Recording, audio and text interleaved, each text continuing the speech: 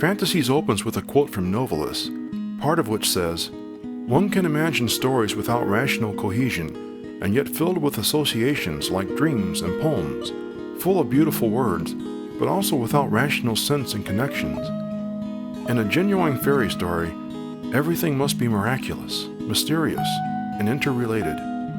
Everything must be alive, each in its own way."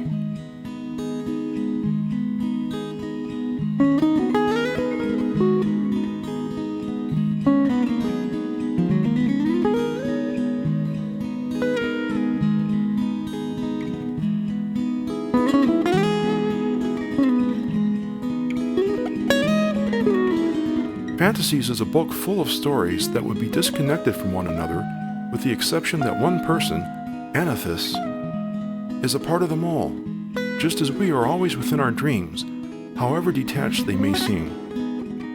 Phantastes is the central character of Phantastes. He arrives in the land of Faerie by way of awakening in the morning after his 21st birthday to find that his surroundings are much different than that to which he is accustomed to seeing in his bedroom. A stream is running through it now, and a path by the stream rambles to a wooded area. Phantastes gets up and washes in the stream. Other events in the story lead us to surmise sometime later that this washing may symbolize an important event.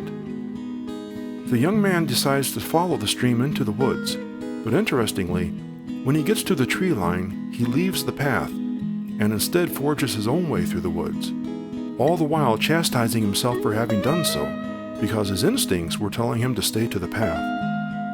Later in the story, Phantastes follows another stream into a castle.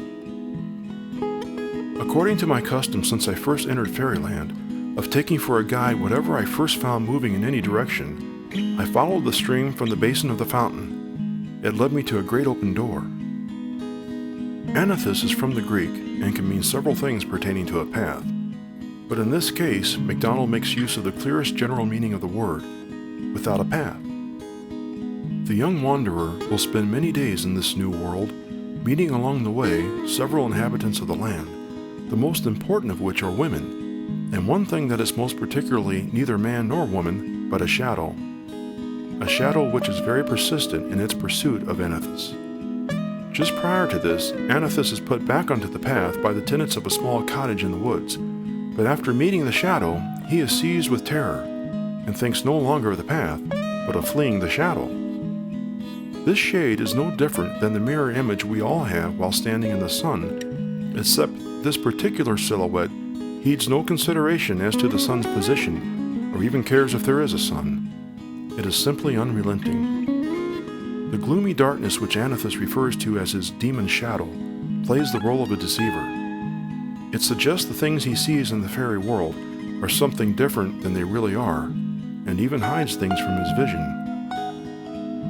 As his days unfold in this strange land, Phantastes, by the help of the many strangers he meets upon the way, would learn by and by to follow the paths they locate for him. This comes at the price of losing his pride, and as the final strands of his pride disappear, so does the image of the shadowy companion.